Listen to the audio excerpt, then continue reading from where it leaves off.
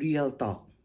Ngano man nga ang ato ang utok naa sa taas, nga namang wala man gibutang sa Ginoo nga atong utok naa sa tiil, naa sa kamot, naa sa likod, naa sa sampot, ngano man gibutang man gyud sa Ginoo sa atong ulo naa sa taas ang atong utok.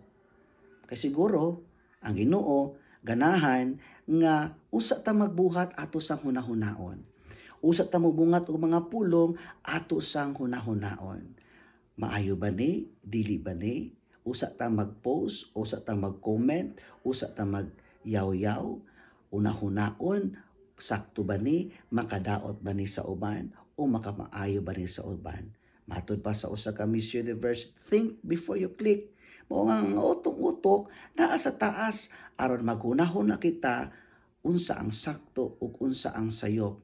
Usa kita mubuhat, usa kita magyaw-yaw, usa kita mubungat og mga pulong sa atong mga baba, ato sang hunahunaon. Mao nga ang uban, subo kayong pamalandungon, dako kaayog baba, pero gamay kaayog utok.